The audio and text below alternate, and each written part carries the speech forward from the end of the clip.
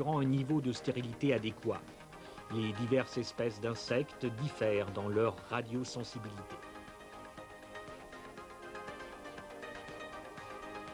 Les lépidoptères sont généralement plus résistants aux radiations que les diptères et nécessitent une dose plus élevée pour stériliser les mâles. Chez les lépidoptères, l'application d'une dose dite substérilisante conduit à rendre quasiment stériles les mâles de la génération suivante. On parle alors de stérilité héritée ou stérilité en F1. Sélectionner les méthodes de conditionnement et de lâcher préservant la qualité des insectes et permettant une répartition uniforme sur le terrain. Le lâcher par voie aérienne des insectes stériles maintenus à basse température, associé au système de positionnement global GPS, permet d'envisager le lâcher d'une ou plusieurs espèces en nombre désiré selon des lignes de vol prédéterminées. Suivre l'évolution de la densité des insectes stériles et de la population sauvage afin de mesurer l'impact de la tisse. Pour illustration, sur la base des données du programme d'éradication de la mouche tsetse, l'augmentation du nombre de mouches stériles lâchées accroît d'une part la proportion de mouches stériles par rapport aux mouches fertiles et d'autre part le pourcentage de stérilité induite. Ceci se traduit par le déclin, voire l'élimination de la population sauvage. Surveiller périodiquement la zone. Si le ravageur a été éradiqué, des barrières géographiques peuvent prévenir des invasions naturelles. Établir des barrières ou des mesures de quarantaine permet d'empêcher les réintroductions. Les programmes de TIS ont un impact significatif sur l'agriculture. Dans le cas de la Lucilie bouchère, le coût global du programme d'éradication durant les 40 dernières années pour l'Amérique du Nord et l'Amérique centrale est estimé à 1 milliard de dollars américains. Ceci équivaut aux bénéfices annuels réalisés par l'industrie du bétail du fait de l'absence du ravageur dans la région. La découverte de la Lucilie bouchère en Libye en 1988 a conduit à un autre programme d'éradication par la TIS, achevé en 1991. Le succès de ce programme a permis d'éviter la propagation de ce ravageur en Afrique et dans le bassin méditerranéen.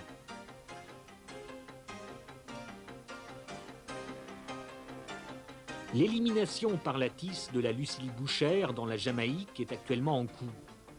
Une usine basée au Mexique a été chargée de produire les mouches stériles pour la Libye et la Jamaïque. La mouche tsetse est le vecteur d'un parasite, le trypanosome, responsable de la maladie du sommeil chez les humains et du nagana chez le bétail. Le trypanosome est un facteur limitant de la production des bovins dans environ les 2/3 de l'Afrique sud-saharienne. Les mesures de contrôle local sont coûteuses. Le développement de la résistance aux traitements médicamenteux, les effets secondaires résultant de l'utilisation continue des insecticides et l'extension de la mouche à de nouveaux agrosystèmes rendent inadaptées ces mesures de contrôle.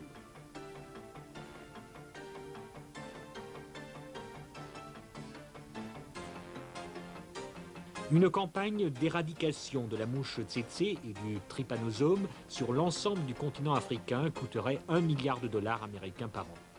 En contrepartie, le bénéfice généré par l'agriculture dans toute l'Afrique est estimé à 4,5 milliards de dollars par an. Grâce à des projets pilotes utilisant la TIS, des zones indemnes d'infestation par la tsetse ont été créées au Burkina Faso ainsi qu'au Nigeria.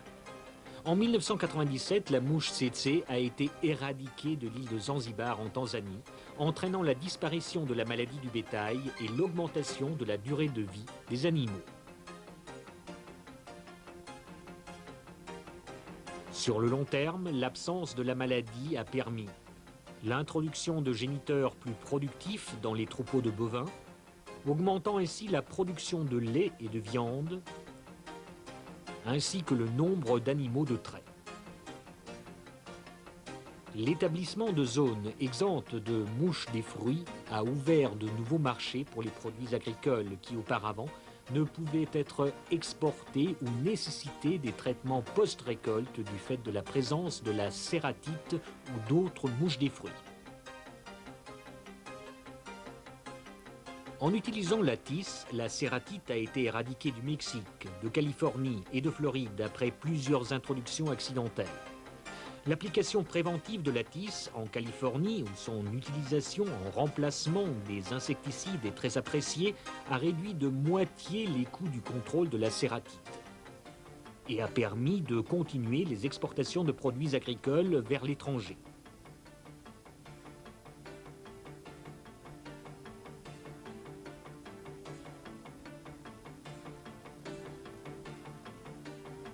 L'éradication de la cératite du Chili en 1995 a permis à l'État de dégager un bénéfice annuel de 100 millions de dollars américains.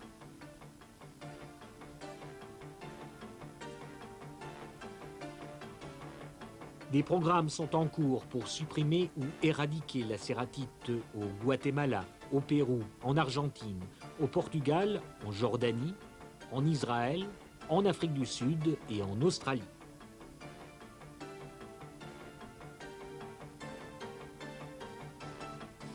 Grâce à l'utilisation de la tisse, la mouche du melon a été éradiquée de l'île de Ryukyu au sud du Japon. L'éradication a rendu possible les exportations de fruits et légumes vers l'île principale du Japon. Le programme d'un coût total de 100 millions de dollars américains a largement été amorti par les bénéfices réalisés.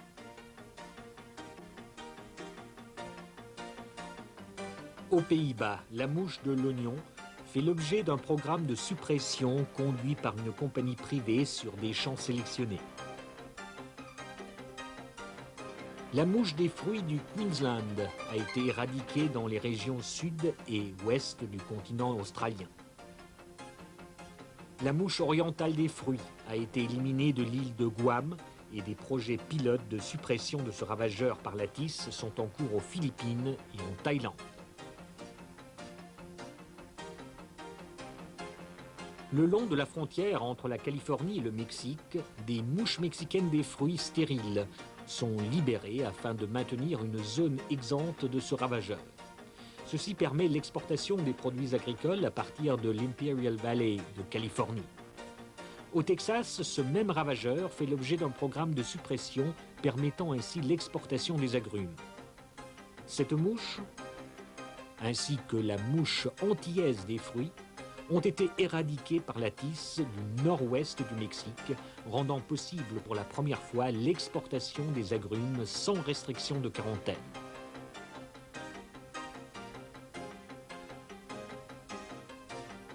En complément d'une stratégie de lutte intégrée, des vers roses du cotonnier stérile ont été lâchés dans la San Joaquin Valley en Californie. L'établissement de ce ravageur du coton à partir des populations migrant des vallées voisines a ainsi été évité. Parmi d'autres méthodes, la tisse a été utilisée dans l'Imperial Valley pour la suppression de ce ravageur.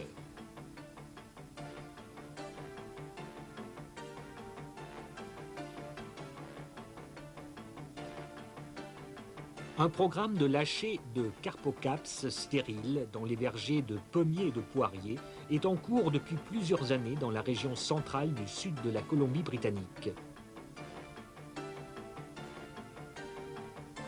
Les résultats obtenus à l'extrémité sud de la zone ont permis de réduire le nombre d'applications d'insecticides organophosphorés.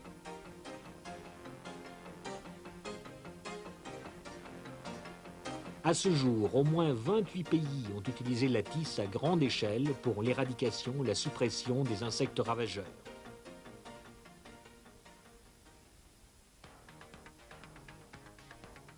Le futur de la tisse est prometteur.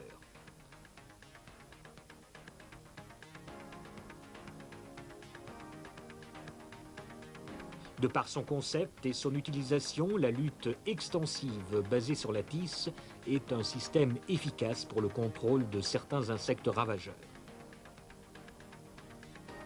Chaque jour, une importance plus grande est donnée aux techniques biologiques non polluantes, durables, écologiques et économiquement rentables.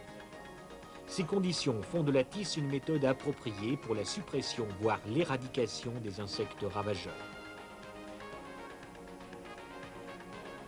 Déjà acceptée comme une méthode de contrôle pour certains insectes, la tisse est en voie de devenir une composante de la lutte intégrée contre de nombreux ravageurs clés des plantes et des animaux.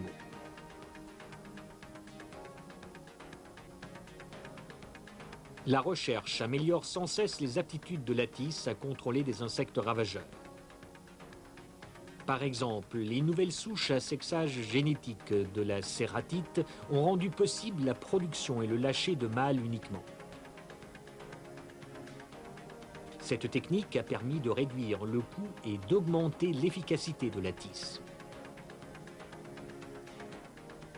Lorsque seuls les mâles sont lâchés, ceux-ci se dispersent de façon plus homogène, augmentant ainsi leur capacité à localiser les femelles.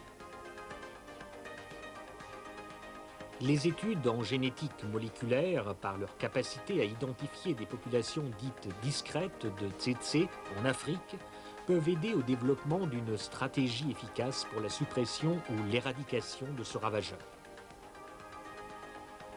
L'amélioration technologique et l'optimisation des techniques d'élevage et de lâcher par mécanisation contribueront à la réduction des coûts et à la production d'insectes stériles plus compétitifs. Dans le cas de la mouche mexicaine des fruits, le coût de production de 20 millions d'insectes stériles, il y a quelques années, permet aujourd'hui d'en produire 100 millions. Les besoins des programmes utilisant la tisse à des fins de suppression notamment vont encourager la production commerciale des insectes, diminuant ainsi le prix de revient.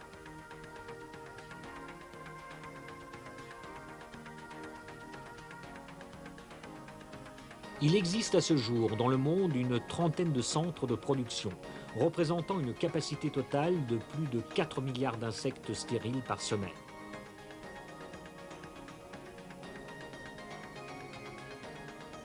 L'utilisation sans cesse croissante de la tisse contre les insectes ravageurs laisse augurer une amélioration de la santé humaine et animale, une production accrue d'aliments de qualité et une meilleure protection des ressources forestières, des denrées stockées et des cultures fibreuses.